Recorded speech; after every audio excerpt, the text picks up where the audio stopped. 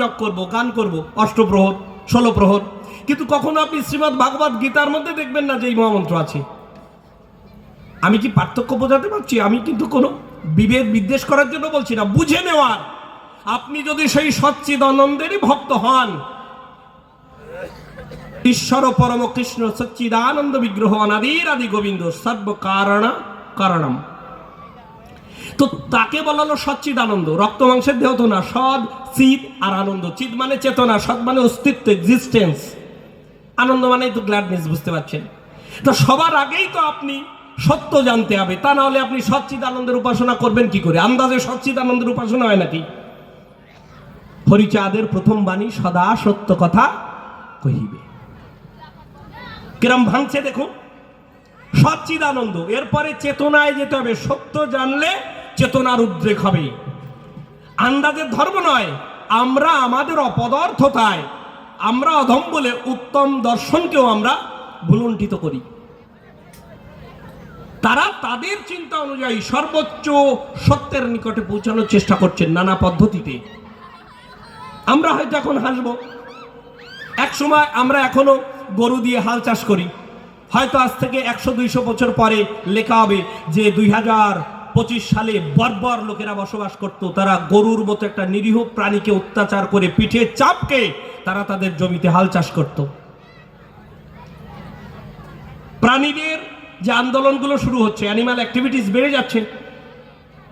এখনো যারা ভেগান মানুষজন আছে, তারা মনে করে যে যারা মধু খাচ্ছে তারা অন্যায় করছে। কেন? মৌমাছিরা তো আমাদের জন্য মধু সংগ্রহ করে রাখেনি, গরুর দুধে আমাদের অধিকার নেই, বুঝতে পারছেন তো? আমরা তাদের চোখে খুব উচ্চ আসনে বসে নেই। আবার কেউ আমিষ আহার করছে, কেউ ভাবছে নিরামিষ হলেই ভালো, কেউ বলছে দধি দুগ্ধ ঘৃত মধু খাবো, আবার কেউ প্রশ্ন চলছে যে দধি দুগ্ধ ঘৃত মধু তো তোমার জন্য না রে ভাই। তার মানে তার চোখে ওই নিরামিষ আহারটাও খারাপ। আপনি ভাবছেন গোপালকে দই খাবো, আর একজনে বলবে কেন গোপালের মায়ের দুধ গোপাল খাবে আর গরুর মায়ের দুধ গরু খাবে। আপনি এর মধ্যে এই নৃশংসতা আনতে গেলেন কেন? আমি বোঝাতে পারছি কি, এই যে চিন্তার বিভিন্ন লেয়ার, হয়তো তার সময় তারা সর্বোচ্চ উন্নত চিন্তা করেছেন। তাহলে এই চিন্তার যে বিবর্তন, জ্ঞানের যে বিবর্তন, ধর্মর যে বিবর্তন, এটা শিখতে গেলেও শিক্ষার দরকার। আজকে আমাদের গানের স্থায়ী শিক্ষা, গুরুচাঁদের আন্দোলন। শিক্ষা বিনা আপনি কিছুই করতে পারবেন না, ভালো গানও শিখতে পারবেন না, নাচও শিখতে পারবেন না, রাষ্ট্রও চালাতে পারবেন না, ধর্ম তো করতেই পারবেন না। ধর্ম তত্ত্বং নিহিতং গুহায়া মহাজন যেন গচ্ছত সপন্থা। তো ধর্মের তত্ত্ব যদি গুহায় নিহিত থাকে, মানে খুব জটিল ব্যাপার, তার জন্য সর্বোচ্চ শিক্ষার দরকার। যার জন্য ধর্মচর্চা কারা করছেন? মুনিরা, ঋষিরা, জঙ্গলে, যাদের পড়াশুনো করার সময় আছে। সংসারীদের কাজ ছিল কেবল মুনি ঋষিদের খাবারের যোগান, তাদের সেবা শুশ্রূষা করা। গৃহীদের ধর্ম এলো কবে? এটা একটু খেয়াল করুন। মানে আধ্যাত্ম চর্চার কথা বলছি। বাকি তারা তাদের কর্তব্য কর্ম পালন করবে, গুরু গৃহে পড়াশোনা করবে, বিয়ে থা করবে, তারপরে বানপ্রস্থে যাবে, তারপর সন্ন্যাসে যাবে। ভারতের কথা বলছি, এবং বহির্বিশ্বেও বিভিন্ন ধারায় ধর্ম প্রবাহিত হয়েছে। ভারত তো আর একমাত্র দেশ নয় পৃথিবীতে, সনাতনই তো একমাত্র ধর্ম নয়। নানা রকম ধর্ম চিন্তা, পরস্পর বিরোধী ধর্ম চিন্তা। কেউ মনে করছে মায়ের কাছে পাঠা বলি দেওয়া ধর্ম, আর কেউ বলছে অহিংসা পরম ধর্ম, অর্থাৎ বলি দেওয়া যাবে না।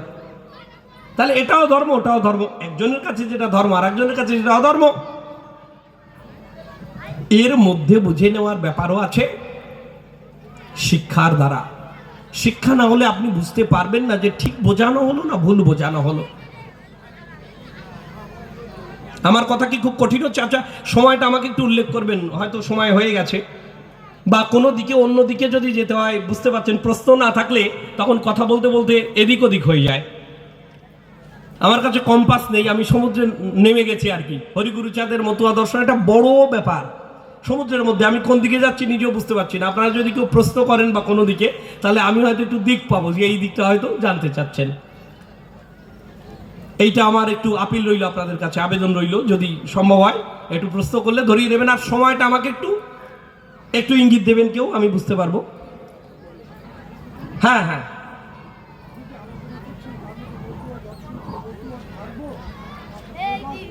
হ্যাঁ, বেশ ভালো প্রশ্ন। আপনার নামটা বলবেন একবার? মনতন বিশ্বাসবাবু একটা ভালো প্রশ্ন করেছে, আমার খুব ভালো লেগেছে। এইবার আমি একটু জোর পাচ্ছি।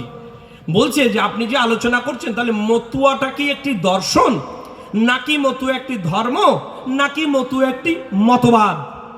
খুব ভালো করে নিন, একদম কম্প্যাক্ট উত্তর হবে, লিখিত চাইলে লিখিত দেব। তাহলে মতুয়া কি মতবাদ কিনা? অবশ্যই মতবাদ। একজন ব্যক্তি যখন কোনো সিদ্ধান্ত দেয়, কিছু ভাবে, তখন তাকে বলা হয় মত বা আইডিয়া। যখন একটি গোষ্ঠী, মানে একটা বিশেষ সংখ্যক মানুষ যখন কোনো একটি মতকে গুরুত্ব দেয় বা মেনে নেয়, তাকে বলে মতবাদ। আইডিয়া আর একটা আছে আইডিওলজি। উনি বলছেন, আমাকে হেল্প করলেন, খুবই ধন্যবাদ আপনাকে। তাহলে একটা আইডিয়া, একটা আইডিওলজি। তাহলে মত অবশ্যই একটি মতবাদ বা আইডিওলজি। কি ধরনের আইডিওলজি? সেটা কি ধর্মতাত্ত্বিক আইডিওলজি, নাকি রাজনৈতিক আইডিওলজি, নাকি কোনো সঙ্গীতের ঘরানা, কর্ণাটকী হিন্দুস্তানি, নাকি অর্থনৈতিক আইডিওলজি অর্থাৎ উদারতন্ত্র, না সাম্যবাদ, না সমাজবাদ, আছে না বিভিন্নবাদ? তাহলে মতুয়া ধর্ম দর্শনটি ধর্মীয় মতবাদ। ধর্মীয় মতবাদ। এবার দর্শন কিনা? তাহলে কি পেলেন? দুটোই হ্যাঁ হলো উত্তর। মতবাদও এবং এটা একটি ধর্ম ও ধর্মীয় মতবাদ। যে মতবাদ ধর্ম দ্বারা অনুশাসিত হয়, যে মতবাদের কেন্দ্রবিন্দু থাকে ধর্ম, তাকে ধর্মীয় মতবাদ বলা চলে। দর্শন কিনা? একটু আগেই বলেছি, দর্শনের বিভিন্ন শাখা আছে। তার মধ্যে জ্ঞান তত্ত্ব আছে, তার মধ্যে অধিবিদ্যা আছে, এবং তার মধ্যে আছে এথিক্স বা কর্তব্য, কোনটা হবে, আমি কোনটা করব, what to do or not to do. বিধিবিধান বলছে না, সদা সত্য কথা বলবে, মানে মিথ্যে কথা বলো না, নির্দেশ দিচ্ছে তো। তাহলে এর মধ্যে দর্শনও আছে। তাহলে মতুয়া ধর্মীয় মতবাদ ভিত্তিক দর্শন। দর্শনের তো বিভিন্ন জাত আছে। কি দর্শন? কোন ধরনের দর্শন? কোন ধরনের মতবাদ? তাহলে মতুয়া ধর্মীয় দর্শন ভিত্তিক একটি মতবাদ। পরিষ্কার হলো কিনা আমি জানি না, কেন এগুলো হচ্ছে আরো কাউন্টার আসে, যে এইটা হলে তাহলে এইটা কি নয়, ওইটা কি নয়, এগুলো এসে যায়। এইবার আলাদা যে মানুষ চিন্তা করে যে ধর্মীয় আলাদা পরিচয় আছে কিনা, সাংবিধানিকভাবে আলাদা পরিচয় নেই। হয় কিনা, ভারতের যদি সংবিধান আপনারা পড়েন, তাহলে পার্ট 3 বা অধ্যায় 3-এর 25 থেকে 28 হচ্ছে ধর্মীয় বিষয় আর্টিকেল আছে। কিন্তু সেখানে আপনি নতুনভাবে আবেদন করে আলাদা একটি ধর্মীয় কোড নেবেন কি নেবেন না, এই ধরনের কোনো ধারা বা আর্টিকেল ভারতীয় সংবিধানে নেই। কেমন? যদি যুক্ত করতে হয় তাহলে 368 দিয়ে সংবিধান সংশোধন করে আসতে হবে। তারপরেও আর্টিকেল 13 দেখবে যে সেটা মৌলিক অধিকার ক্ষুণ্ণ করছে কিনা। তারপরে আছে রাজনৈতিক চিন্তা। রাজ্যসভা এবং লোকসভায় যতগুলো সিট, তারা স্বার্থ তাদের পক্ষে কি বিপক্ষে, নানা রকম জটিলতা।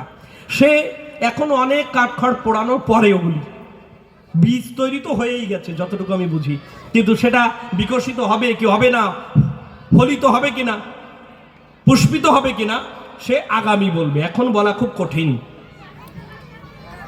এখন বলা খুব কঠিন। কেন? ভারত 140 কোটির দেশ, আর গণতান্ত্রিক একটা দেশে যেভাবেই ভোট নিক যে কোনো সরকার, রাজ্য, কেন্দ্র, এখানে জনমতের একটা গুরুত্ব আছে বলে অন্তত দেখানো হয় ডেমোক্রেসিতে। আদৌ আছে কিনা, হ্যাঁ, অর্থনৈতিক যারা চালায় রাষ্ট্র তারা চালনা করে কিনা, বা বিশেষ কোনো গোষ্ঠী চালায় কিনা, বিতর্ক তো রইলই।